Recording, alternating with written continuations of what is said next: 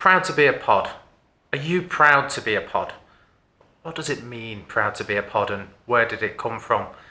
Having pride in our profession is something I firmly believe is going to be a big driver for what we can do in taking our profession forwards.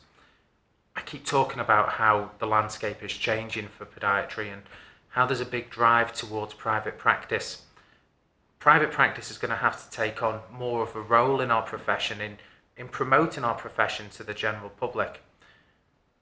Coming from a place of being proud of what we do is a great starting point in my mind to allow us to really shout from the rooftops to the general public about what we do in our practice and how we can benefit people with any kind of problem that podiatry can deal with. So it has to start from a place of pride in what we do first and foremost. What we're going to have a look in this video is how this message of proud to be a pod can be pushed out to the general public and some of the methods that we can use to do that and how it ties in with certainly my thinking about how we can promote the profession. Whenever we have a look at when we're going to make a difference or try and solve a problem, a great place to start is to have a look at where we are to begin with and where we want to be. Then any action we can take can bridge that gap for us.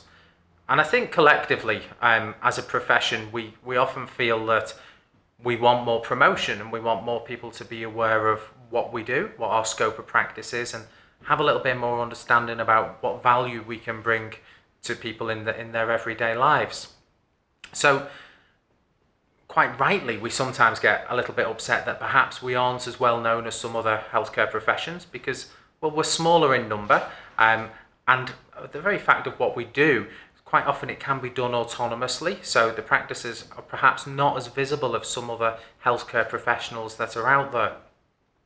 So I think collectively, if we do promote our practices with this idea of having pride in what we do and really shouting out to educate the general public at the same time, we can become greater than the sum of our parts together in delivering this message. Messages being delivered is something that I personally have a real interest in how this works and how we can affect people's behaviour. And I always found an interest in doing this when I was in practice anyway, because a big part of being a practitioner is about motivating people to change their own behaviour and how do we achieve that. And a great kind of analogy we can take with it is educating the general public about what we do as a profession and also changing their behaviour so that when they do have problems with their feet or foot related problems, their first thought is a podiatrist is the place for me to go. So we can look at some of the kind of commonly accepted models of how we get messages across to people. There's a few different ways to do it. You can use a scattergun approach, kind of en masse marketing, something like TV adverts which would run and everyone would see the same thing. Or we can look at kind of niche marketing ideas to get these messages pushed out. So where we speak to people almost on a one-to-one basis and educate on a deeper level and really find a way to get in touch with their emotions and their drivers and understand what intrinsically motivates them. Of course, that's a harder job in some other ways because we have to deal one-on-one with the entire population, which is quite hard to reach. But it costs less to do it on a one-to-one basis than it does going through mass media marketing. This new revolution which has happened in social media and the digital age, it's really only taken off over the last 3, 4, 5 years. And this really is a tool that I firmly believe we can use as a profession to get our message out there. And the time is right to do it now because it is new media and it's just entering, in my opinion, it's entering its golden age because the cost of what it costs to do things on social media is currently massively undervalued. So we should really be exploiting this opportunity to project our message out to the general public whilst we have this asset at our disposal. We should have a look at where we're going as a profession. It's hard to know where we're going because we can't see the future ahead. What we can see though is that there's been a few bends in the road and we talk about things that have happened quite recently. We've noticed that over the last few years there's been changes to NHS provision of podiatry. There's been changes to the funding of undergraduate education. And there's been a huge move as to where new graduates go for their first kind of job within podiatry. Historically, the majority would go into the NHS, and we all see that's changing. We also see a new type of private practice emerging. Private practices which are really keen to market themselves. Private practices which are certainly increasing the scope of what they offer to the general public. And practices which are becoming really quite savvy at explaining to the general public about the extended scope that may be on offer in their particular practice. So where are things going is a question we must ask, because if we don't have a direction of where we're headed, we could well end up all walking around in circles without any great direction. Having private practice use the direction of pushing out a message of what podiatry does is something I firmly believe is a great driver to make sure that we do head in a direction collectively. We'll all have our own different agendas. We'll all want to make private practices work for us, work for our colleagues, and work for our families. So they will all look quite unique, and quite rightly so. We'll all have our own areas of interest, whether it's MSK, whether it's dermatology, whether it's routine care, whatever it is, we'll have our own thing that we have a particular interest in. And it's right that should be the case. But one thing that we should certainly all have is a pride in our profession and a real motivation to educate the general public about exactly what it is we can offer them. So if we have a look at how we want to get messages out to the general public, we have to think about marketing. Marketing, quite often people think about immediately this has got to be related to business. We look in modern times, government will bring on marketing experts who will be used to assist in pushing out messages that they want to educate the public on, or if they want the public to change their behaviour. So you need to think of these things in terms of a strategy, like a marketing strategy. And to me, in my mind, marketing is a word which bridges the gap between a product or a service you have and introducing it to your potential market. So marketing is basically this machine that happens just to bring things to people's attention. Gone are the days of bringing something to people's attention by just putting it in front of them, because you know yourself through the average day how many things are brought to your attention on the TV, the radio, your mobile phone, billboards, magazines. There's an overload of this information, and it's all beautiful, it's all colourful, it all has nice logos, it's all very professional, and there's a massive overload. How much of it really ends up inside? How much of it do you consume, and how much do you understand and it makes a difference and changes your behaviour? The old kind of message used to be to just keep repeating the message again and again, and that does work to a point, but there are smarter ways to do it. The smarter ways in terms of making sure that whatever marketing or whatever message that's purveyed is reaching the right audience at the right time, and it also stirs their emotions and causes them to want to change their behaviour. And really tracking into people's emotions is a great way to do that. Just presenting cold information will have a certain degree of success, but if we want to motivate people to change their behaviour, there's lots of evidence out there that tells us if we can really engage some emotion from them, then we're much more likely to be able to do that. So we could have a look at the power of a brand. What is a brand? There's a few famous quotes really about what a brand is, and one of them is that your brand is what people say about you when you're not in the room. And I really like that, because I think it really does encompass quite simply as to what a brand is. It's what people have a perception of from you or your service or your business or whatever the brand is attached to. We could ask the question of ourselves, what is the brand of podiatry? So if we go out and ask people on the street what do they think of podiatry, when we're not in the room, of course, to get their honest opinion, I think we might agree that quite a lot of people would say perhaps they don't really know what podiatry is, or they might have quite a skewed interpretation of what it is, which is a bit different from the reality of what we can offer. So How do we change that? How do we change our brand? And I think it's wise to have a look at some people who have really successfully developed a brand. If we take a famous coffee shop, for example, what produces their brand? What is it? Is it the logo? Is it the way their coffee tastes?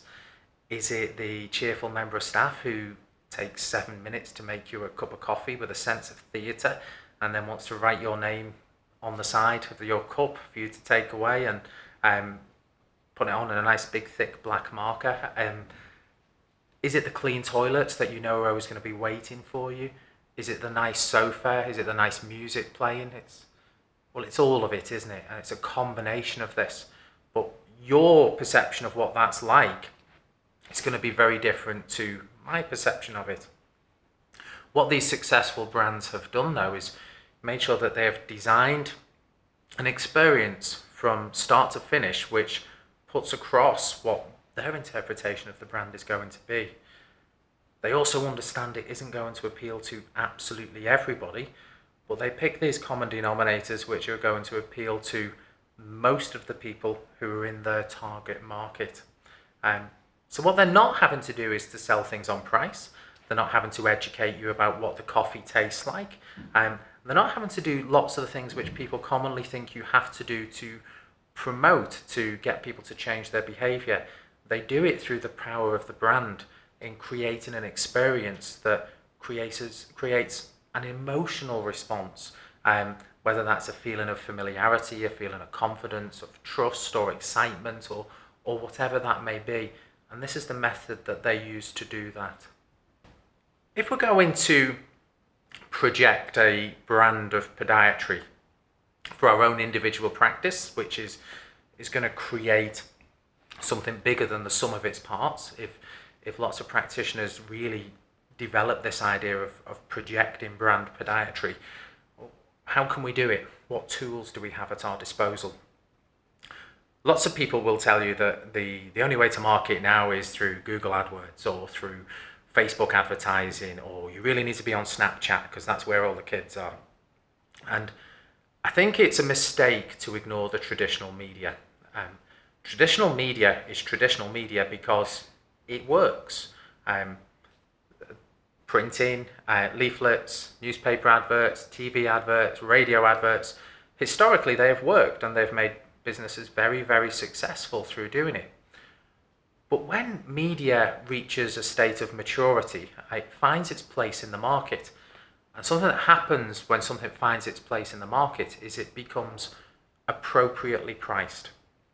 So appropriately priced means that it gives maximum revenue for the person offering it, and it is also at the most that someone will pay for it to be of value to them. So that's worth considering, those points. So let's have a look at TV advertising.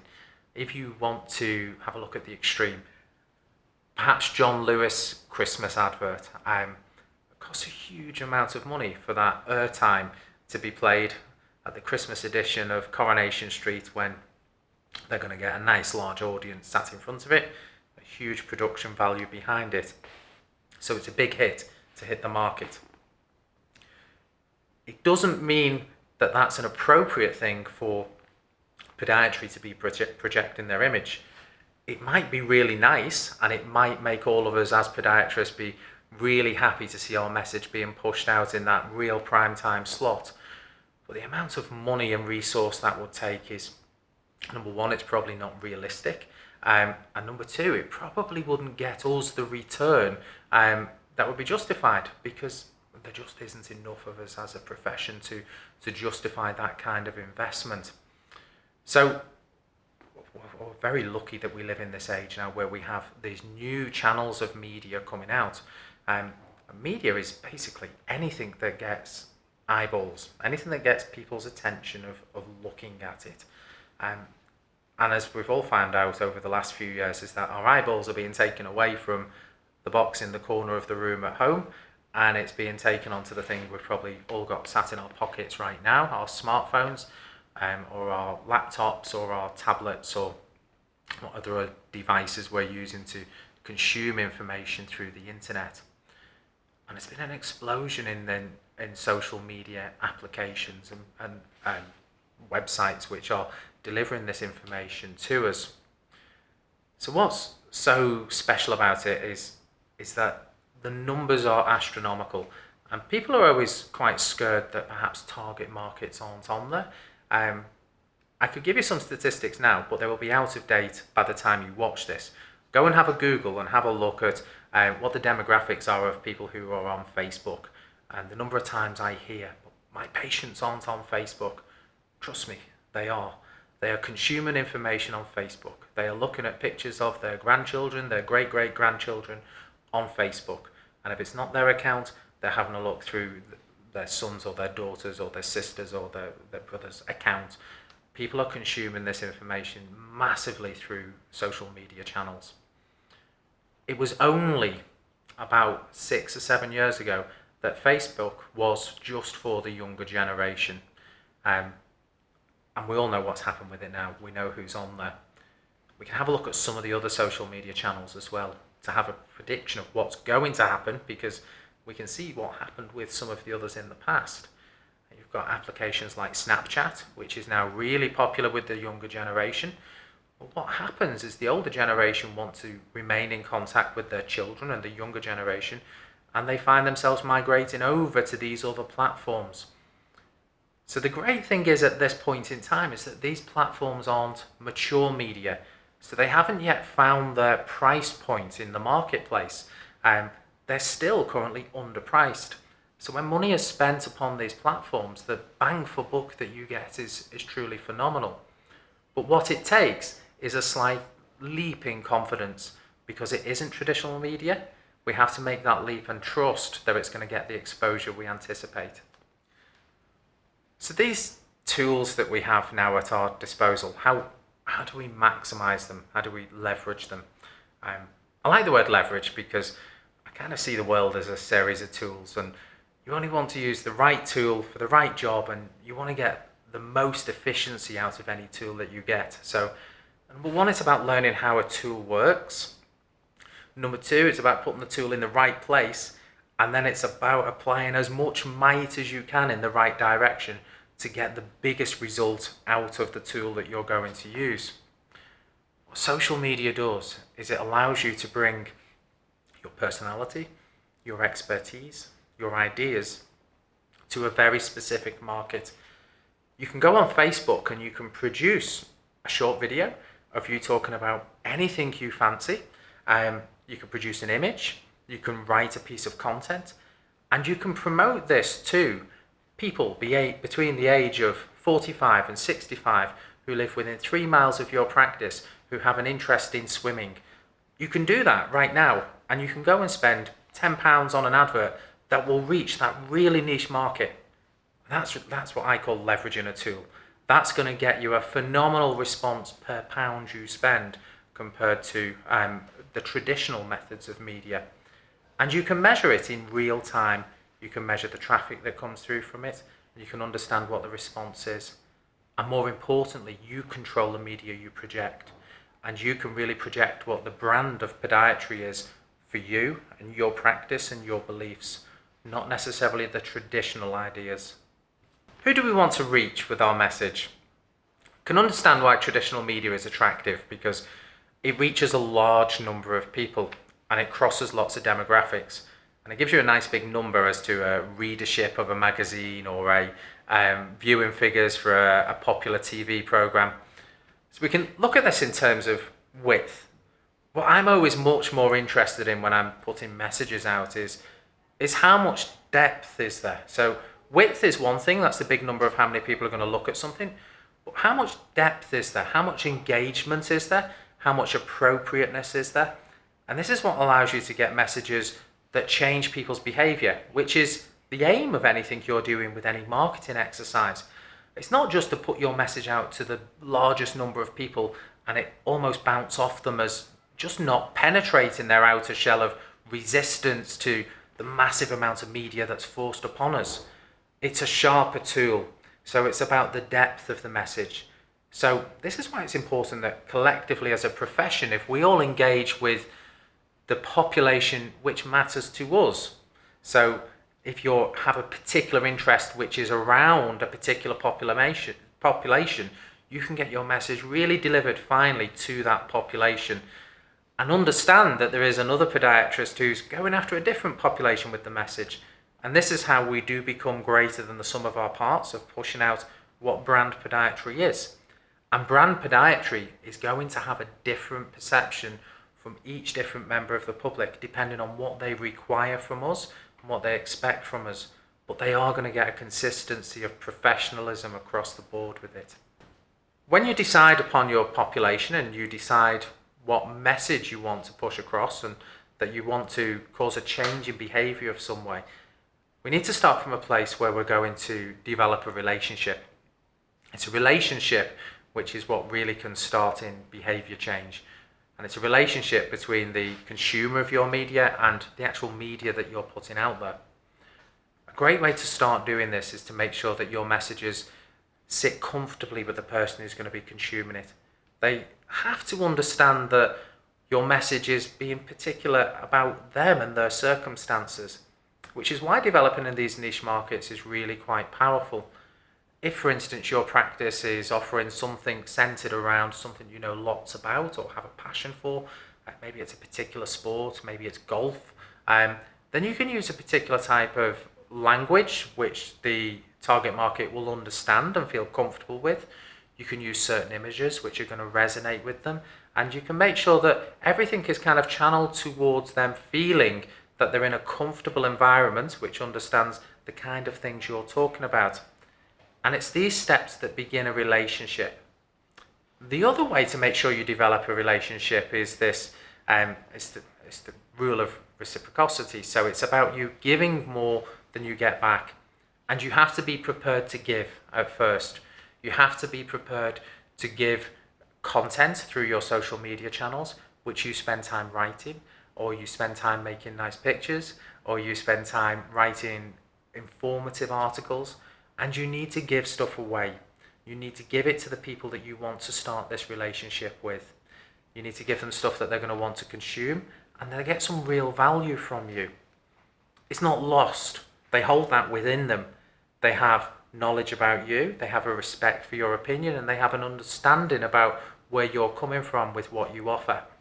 That's a really powerful place for you to then begin developing this relationship with the material you can put out to the person on the other side. You can't just ask from a potential customer or potential patient straight away. You can't just say to them straight cold out of nowhere, buy from me, come and use my services, come and take on this offer or whatever it is.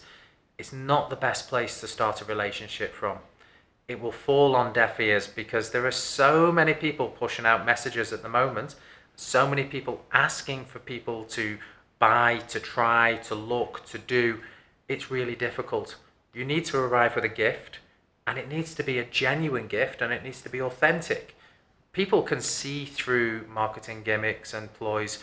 You need to offer something that has real value to your particular target market.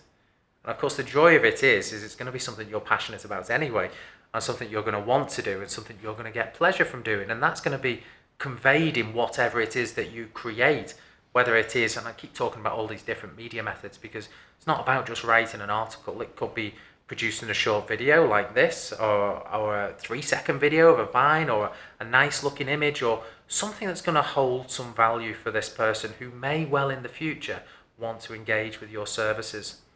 But this is a bit like the famous coffee store, having the nice looking shop, having the nice loos that you can just wander in and use even when you're not buying a coffee. It's part of the gift, and it's part of what starts to develop the brand, which is about developing an experience and about developing a response, an emotional response from the people who we want to change their behaviour.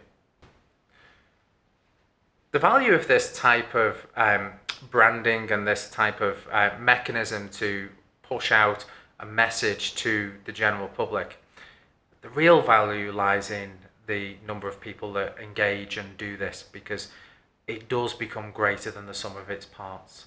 And it's something that as a profession in private practice that we will see immediate benefits for our own practice in doing this, but collectively as a profession we will start to enter into the public's mind in a different way, And I firmly believe that this is a great direction for us to be taking in private practice, and it's something that we can each share in. And it's part of the motivation through developing OSGO and developing the offering of OSGO is to see if we can act as a catalyst to empower some of these things to happen and to deliver what value we can in informing about the things that we've learned and that we understand about the way that the world is changing in terms of being able to push media out to the general public.